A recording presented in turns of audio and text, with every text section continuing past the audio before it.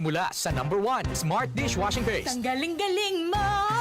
Smart dishwashing paste ko! Pritong ulam na masebo, plato at kaldero. Tanggaling for everyday. Ganyan pag Smart ang dishwashing paste. May double tanggaling formula. Tanggal galing ang sebo at bakterya. Bahid para walang bahid, linis fantastic sa metal at plastic. #1 ko to! Tanggaling-galing mo! Smart dishwashing paste. Heavy duty linis bawat pahid.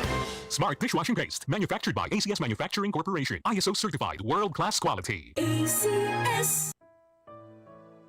Pagbasa sa Aklat ng Kawikaan, Kabanata 11, Talata 1 hanggang 31. Kasuklam-suklam kay Yahweh ang timbangang may daya, ngunit kasiyahan naman ang timbangang tama. Kahihiyan ang laging dulot ng kapalaluan, ngunit pagpapakumbabay, nagbubunga ng karunungan. Ang tuntunin ng matuwid ay katapatan, ngunit ang masamay wawasakin ng kanyang kataksilan. Walang halaga ang yaman sa araw ng kamatayan, ngunit ang katwiran ay naglalayo sa kapahamakan. Mas panatag ang landas ng tapat ang pamumuhay, ngunit nabubuwal ang masasama sa sariling kabuktutan. Ang katuwiran ng mga matuwid ang nagliligtas sa kanya, ngunit ang masama ay bilanggo ng kanyang masamang nasa. Ang pag-asa ng masama ay kasama niyang pumapanaw. Ang umasa sa kayamanan ay mawawalang kabuluhan. Ang matuwid ay inilalayo sa bagabag, ngunit ang masama ay doon bumabagsak. Ang labi ng walang Diyos sa iba ay mapanira, ngunit ang dunong ng matuwid ay nagliligtas ng kapwa. Kapag ang matuwid ay pinagpapala, ang bayan ay nagagalak, ngunit higit ang katuwaan kapag ang masamay napapahamak. Dahil sa salita ng matuwid, ang bayan ay tumatatag,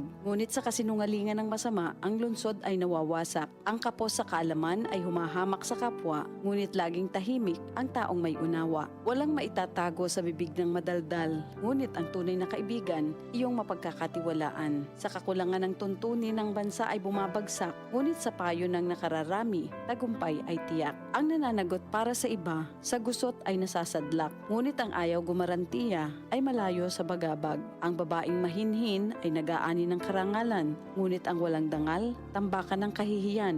Lagi sa kahirapan ang taong tamad, ngunit masagana ang buhay ng isang masipag. Ang taong mabait ay nag-iimpok ng kabutihan, ngunit winawasak ng marahas ang sarili niyang buhay. Ano man ang anihin ng masama ay walang kabuluhan, ngunit ang gawang mabuti ay may pagpapalang taglay. Ang taong nasa matuwid ay makasusumpong ng buhay, ngunit ang landas ng masama ay patungo sa kamatayan. Ang kaisipang masama kay Yahweh ay kasuklam-suklam, ngunit ang lakad ng matuwid kay Yahweh ay kasiyahan. Ang taong masamay di makaliligtas sa kaparusahan, ngunit hindi maaano ang nabubuhay sa katwiran. Ang magandang babae ngunit mangmang naman ay tila gintong singsing sa nguso ng baboy. Anumang nais ng matuwid ay nagbubunga ng kabutihan, ngunit ang mahihintay lang ng masama ay kaparusahan. Ang taong mapagbigay ay lalong yumayaman, ngunit naghihirap ang tikom ng mga kamay. Ang taong matulungin sasagana ang pamumuhay, at ang marunong tumulong ay tiyak na tutulungan. Sinusumpa pa ng lahat ang nagkakait ng butil, ngunit pinupuri ang nagbibigay ng pagkain. Kung mabuti ang hangarin, ikaw ay igagalang. Kapag humanap ng gulo, iyon ay masusumpungan.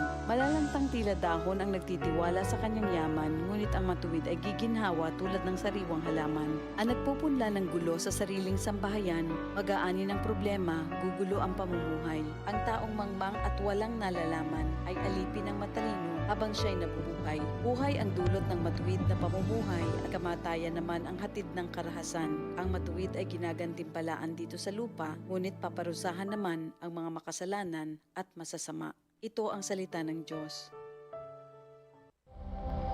Ito ang DCXL News. 558 kHz. 6 na dekadang maaasahan sa balita at serbisyo publiko. Ang himpilan ng RMN Network sa Mega Manila. Live sa radyo at online.